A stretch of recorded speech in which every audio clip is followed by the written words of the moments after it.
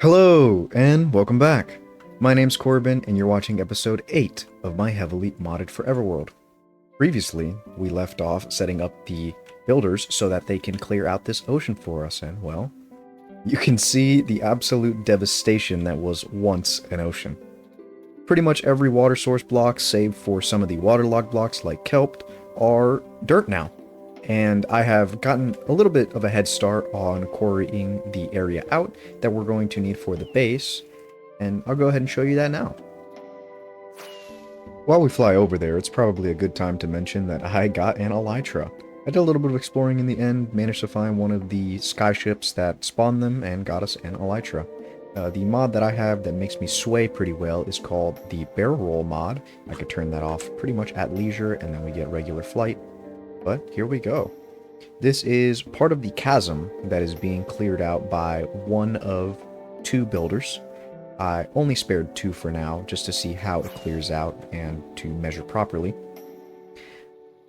The clearing speed is really fast. I mean, eventually we'll have to run it again so it clears out these water blocks, but the issue that I've been running into is that, well, it stops when it finds chests clearing the area.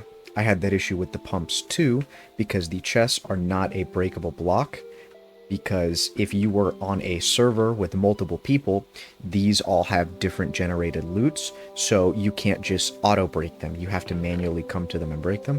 So I've just been checking them, looking for relics and harvesting the ender pearls from them. Then I break them, and once I break this one, you'll see about how fast it starts to clear. This is one builder's speed. That's why I was saying the 100% infused builders are insane. Oh, it fell into the lava. But don't worry, I have a locket. It even clears out liquids. However, when it flows, it leaves these columns of uncleared water. So I'm going to need to run it again just to clean up those columns. But when passing through air blocks, it works way faster. Yeah.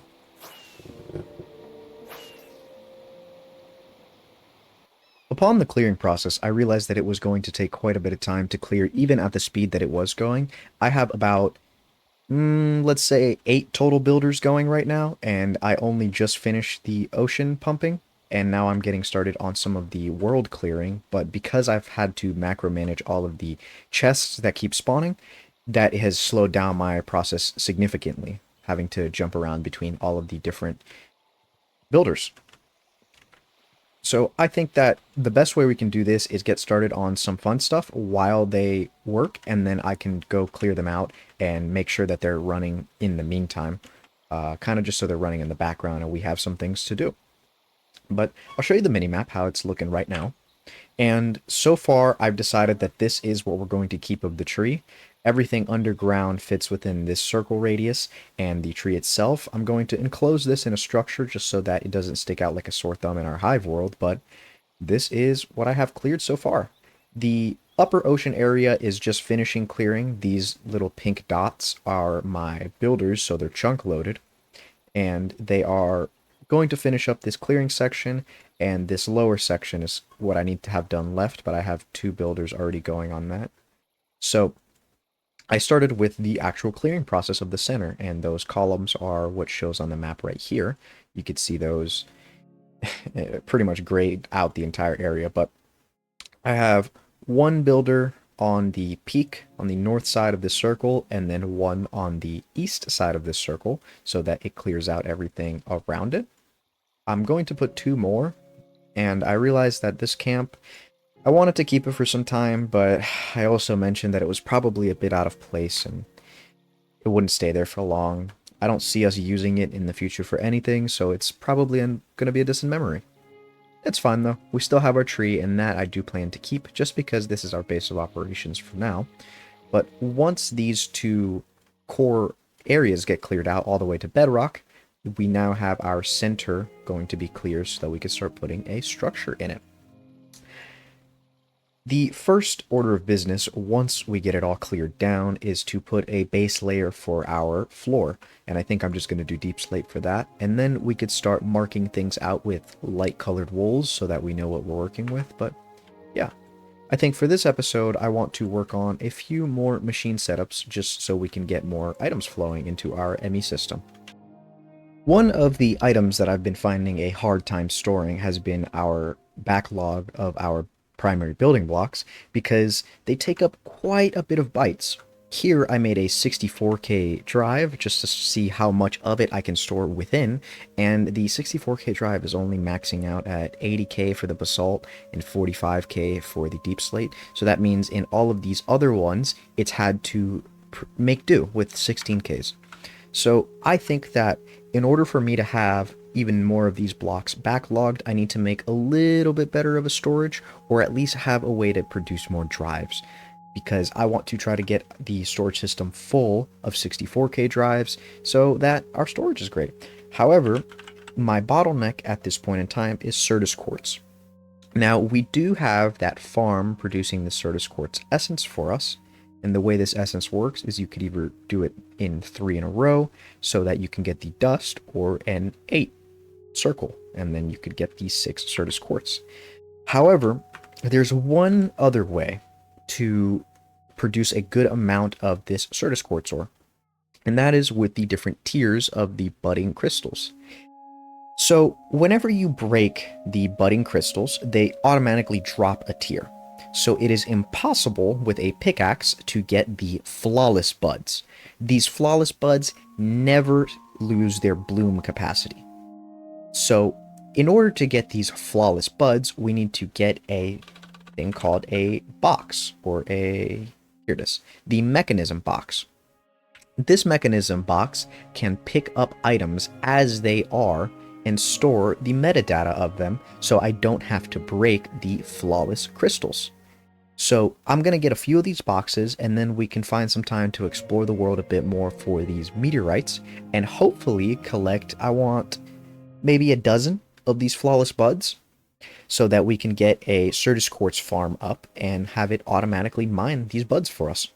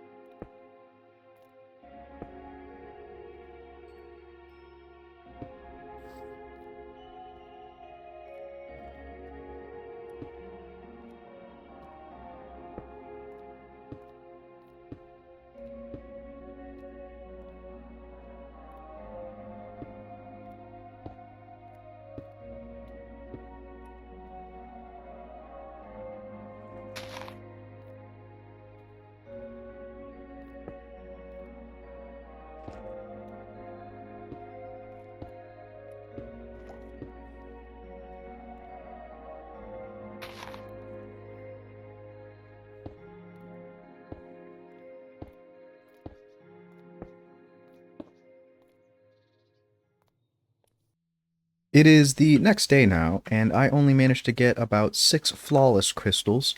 I was running into an issue where I kept trying to load in the world, but I was having to explore further and further out past the pre-generation that I had done. So I spent the night just genning a little bit more of an area so that we can go get the rest of our crystals now. And now that I'm looking at the numbers, I think I want to get a little more than 12. I think 16 would make more sense.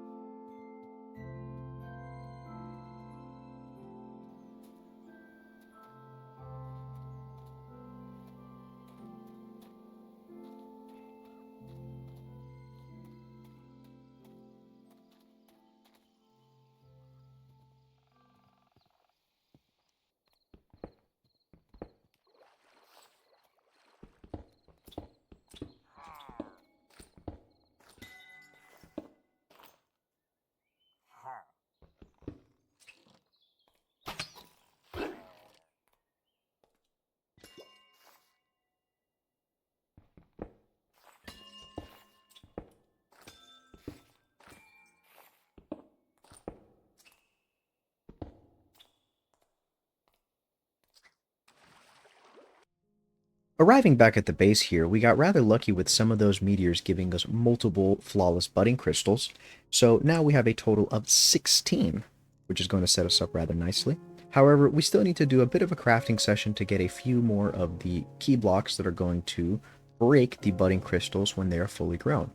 We're going to use a system of annihilation planes for that, as well as growth accelerators connected directly to the budding block so that we can get, well, higher yield rates. And I also believe you could even enchant these annihilation planes with fortune to get even more yield, but I don't know if that applies to the budding crystals.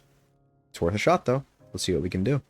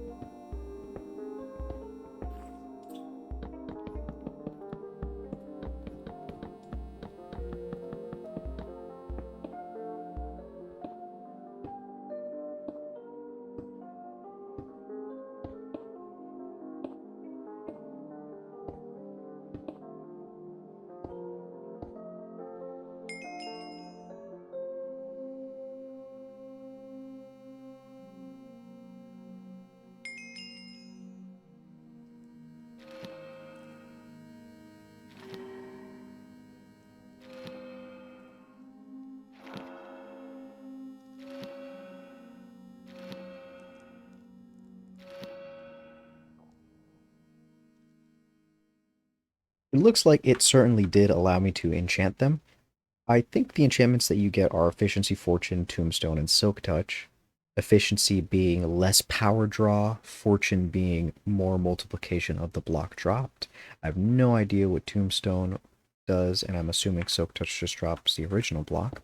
But I went ahead and placed the blocks in the configuration that they're going to go, so now all I need to do is wire them up and hopefully give them power, and they should be automatically collecting the blossoms.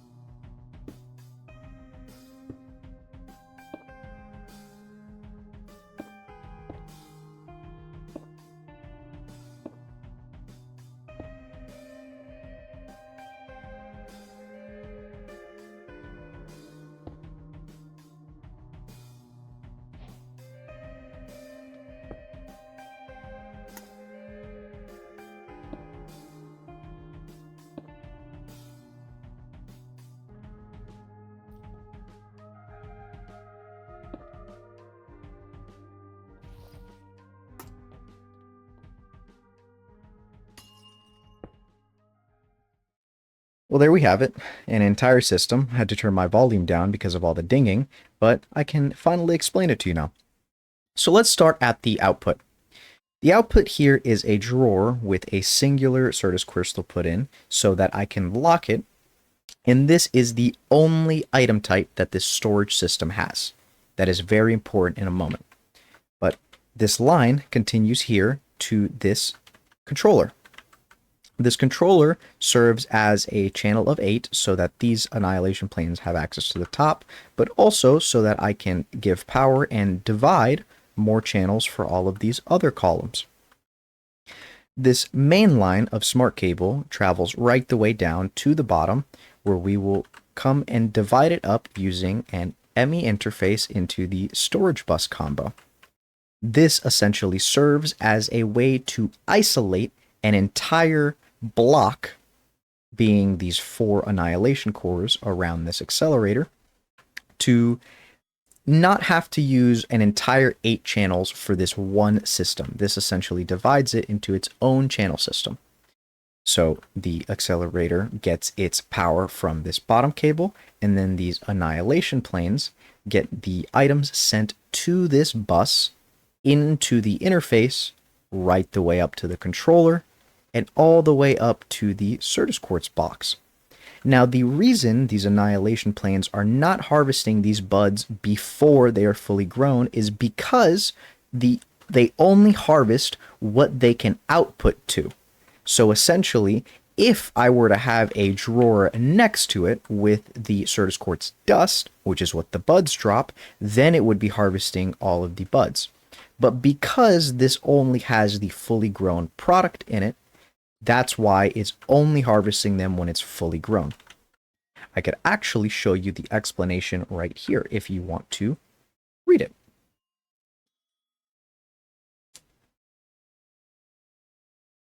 But other than that, this drawer only needs to go into my ender chest that I have right here that is hardwired into my ME system. And then from this, we have an infinite supply of Certus Quartz crystals at an astronomical rate. I've only had this thing running for around about 5 minutes now, and we already have 1,255, 61, 67 Certus Quartz crystals. That seems to be about all the time that I have for this episode, and up here we can finally see how much of the territory is actually being terraformed. I know it's a little bit hard to understand how big it is, but hopefully with this view from up here, you can grasp why the AFKing is taking so long of it. But during the AFK process, we got the Certus Quartz farm up, and I hope that that didn't get too technical and hard to understand. But yeah, that's going to produce us a lot more Certus Quartz, which was the main bottleneck for a bigger storage system. Now that we have that running, I can work on getting some auto crafting. Anyways, thanks for watching, hope you enjoyed, and later!